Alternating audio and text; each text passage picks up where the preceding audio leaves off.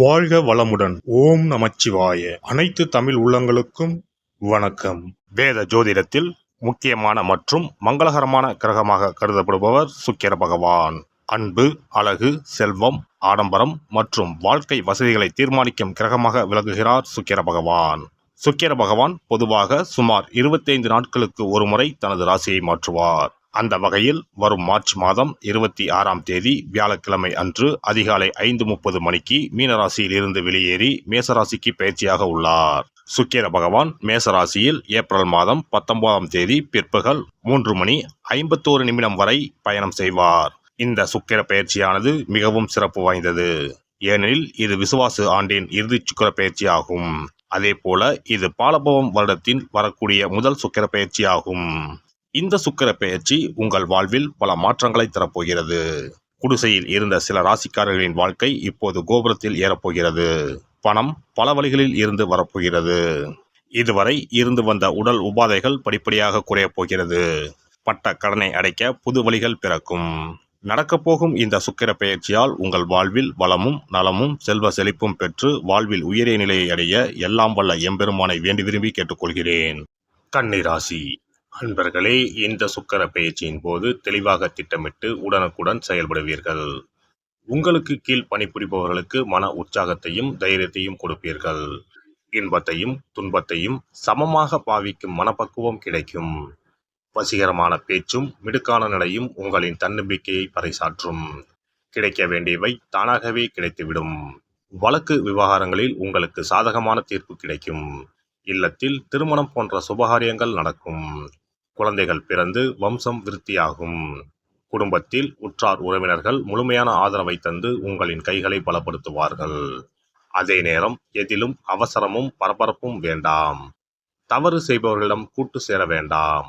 அவர்களிடம் இருந்து சுமூகமாக விலகிவிடவும். கடினமான உழைப்புக்கு நடுவே சற்று ஓய்வெடுத்துக் கொள்ளவும்.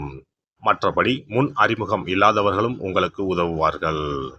இந்த காலகட்டத்தில் பண வசதிக்கு எந்த குறைவு ஏற்படாது என்றாலும் கடினமாக உழைக்க வேண்டி வரும்.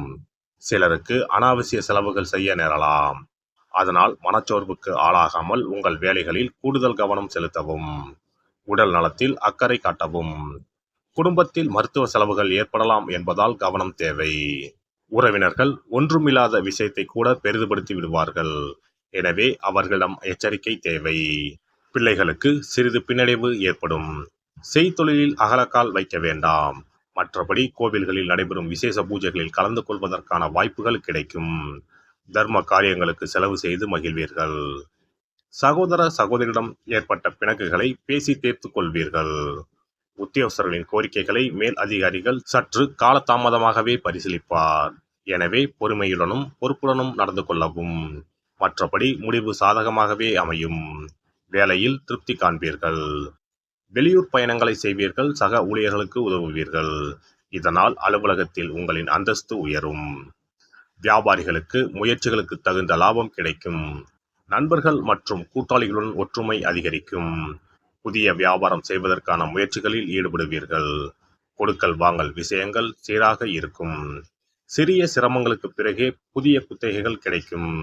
சிலருக்கு கால்நடைகளால் நல்ல லாபம் கிடைக்கும். பால் வியாபாரம் நன்றாக நடக்கும். அரசியல்வாதிகள் புதிய முயற்சிகளை செயல்படுத்துவீர்கள். மேலிடத்தின் ஆதரவு இருப்பதால் புதிய பதவிகளை பெற்று மகிழ்வீர்கள். உங்களின் புகழும் செல்வாக்கும் உயரும். தொண்டர்கள் உங்களுக்கு ஆதரவாக இருப்பார்கள். அவர்களுக்கு தேவையான உதவிகளை செய்வீர்கள். கலைத்துறையினருக்கு பழைய ஒப்பந்தங்களை முடித்துக் கொடுப்பதில் சிரமங்கள் ஏற்படும். என்றாலும் கடினமாக உழைப்பீர்கள். ரசிகர்களின் ஆதரவு சிறப்பாக இருக்கும். அனைத்து விஷயங்களையும் நன்றாக முடித்து விடுவீர்கள். அதே நேரம் இந்த காலகட்டத்தில் கடினமாக உழைக்க வேண்டி வரும். உங்களின் விடாமுயற்சியை சக கலைஞர்கள் பாராட்டுவார்கள். அவர்களால் சில வாய்ப்புகளும் கிடைக்கும். பெண்மணிகள் கணவரால் பாராட்டப்படுவார்கள். இதனால் குடும்ப ஒற்றுமை அதிகரிக்கும். பிள்ளைகளால் சந்தோஷம் உண்டாகும். அவர்களை ஆன்மீகத்தில் ஈடுபடுத்துவீர்கள். மாணவ மணிகள் படிப்பில் நல்ல மதிப்பெண்களை பெறுவீர்கள். பெற்றோரின் ஆதரவுடன் உங்களின் தேவைகள் அனைத்தும் பூர்த்தியாகும். நண்பர்கள் உதவி செய்வார்கள். நட்சத்திர பலன்கள் உத்திரம் 2, 3, 4 பாதங்கள். மேல் அதிகாரிகளின் அனுசரணை கிடைக்கும். வியாபாரிகள் சிறப்பான முன்னேற்றத்தை பெறலாம். லாபம் அதிகரிக்கும். உங்கள் வியாபாரத்தை விரிவாக்கம் செய்வீர்கள். எதிரிகளை வீழ்த்துவதற்கு உண்டான பாதைகளை வகுத்துக் கொள்வீர்கள். அஸ்தம் நட்சத்திரம். புதியதாக ஆரம்பித்த தொழிலில் ஏற்றம் உண்டு. இரும்பு தொடர்பான தொழிலில் அதிக வருவாய் வந்து சேரும். கூட்டாளிகள் இடையே ஒற்றுமை பலப்படும். சித்திரை 1-2 பாதங்கள். புதிய ஒப்பந்தங்கள் சற்று தாமதமாக வந்தாலும் முயற்சிகள் எடுக்க வேண்டியிருக்கும். பொருளாதாரம் எதிர்பார்த்தபடி இருக்காது. உடன் இருப்போரால் பிரச்சனைகள் வரலாம். புதன்கிழமை தோறும் அருகில் இருக்கும் பெருமாள் கோவிலுக்கு சென்று நெய்விளக்கு ஏற்றி வழிபடவும். துளசியை பெருமாளுக்கு சாத்தி அர்ச்சனை செய்து வணங்கி வர தடைகள் விலகி நன்மைகள் கிடைக்கும். சொத்துக்களில் இருந்து வந்த பிரச்சனைகள் மாறும். ஒரு முறையாவது குல தெய்வத்தையும் இஷ்ட தெய்வத்தையும் ஒரே நாளில் சென்று தரிசித்து வாருங்கள். கடன் பிரச்சனைகள் தீரும். குடும்பத்தில் மகிழ்ச்சி நிலவும். மன நிம்மதி உண்டாகும். சிறப்பு தொகுப்பு. இனி சுக்கிர பகவானின் அருளை முழுமையாக பெற வெள்ளிக்கிழமையில் செய்ய வேண்டிய வழிபாடு என்ன என்பதனை பற்றி காண்போம். வெள்ளிக்கிழமை என்பது தெய்வ வழிபாட்டிற்கு உரிய நாளாகும். அதிலும் குறிப்பாக மகாலட்சுமியை வழிபடுவதற்கு சிறப்பான கிழமையாக கருதப்படுகிறது.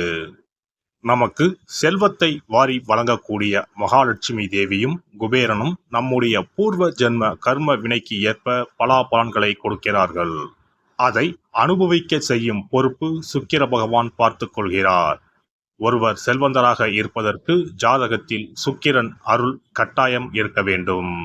சுக்கிரனுடைய அருள் பெற வெள்ளிக்கிழமையில் சுக்கிரஹோரை வரும் நேரத்தில் இவ்வாறு வழிபாடு செய்தால் சுபபோக வாழ்க்கையை அனுபவிக்க முடியும். ஒருவருடைய ஜாதகத்தில் சுக்கிரன் நீச்சம் பெற்றால் உடல் ரீதியான ஆரோக்கிய ரீதியான பாதிப்புகள் ஏற்படும். சொத்து சுகங்கள் எவ்வளவு இருந்தாலும் அதை முழுமையாக அனுபவிக்க முடியாமல் செய்துவிடும். பெரிய பெரிய பணக்காரர்களை எடுத்துக்கொண்டால் அவர்களிடம் எவ்வளவு காசு கொட்டி கிடந்தாலும் சுக்கிர தசை இல்லை என்றால் அவ்வளவு பணமும் வீண் விரயமாகத்தான் போகும். குறிப்பாக மருத்துவ செலவுகள் செய்தே சொத்துக்கள் அழியும் நிலை வரும்.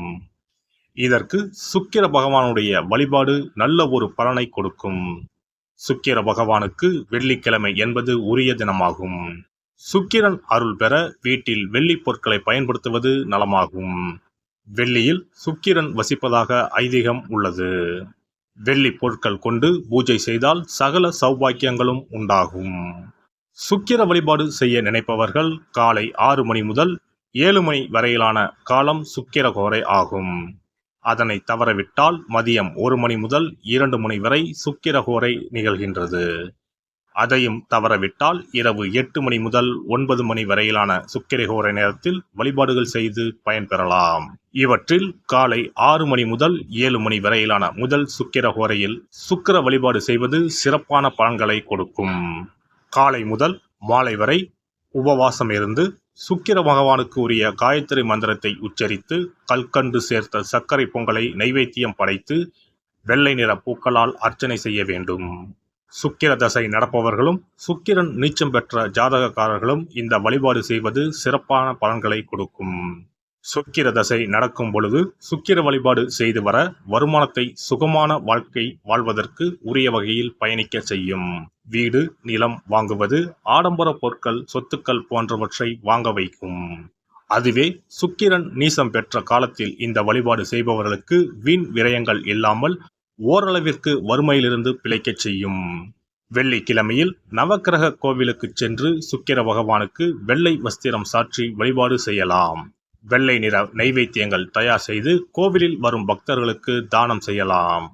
இவ்வாறு செய்து வர சுக்கிரனின் முழு அருளும் கிடைக்கப் பெற்று வாழ்வில் உயரிய நிலையை அடைவீர்கள். எல்லாம் வல்ல இறையருளால் நீங்களும் உங்கள் அன்பு குடும்பமும் உடல் நலம், நீலாயுள், நிறை செல்வம், உயர் புகழ், மெய்ஞானம் ஓங்கி வாழ்க வளமுடன். இந்த வீடியோ பதிவு உங்களுக்கு பிடித்திருந்தால் லைக் பண்ணுங்க, கமெண்ட் பண்ணுங்க, ஷேர் பண்ணுங்க, மறக்காம சப்ஸ்கிரைப் பண்ணுங்க, பக்கத்துல இருக்கிற பெல் பட்டனை கிளிக் பண்ணுங்க. நன்றி, வணக்கம். ஓம் நமச்சிவாய. சிவாய நம.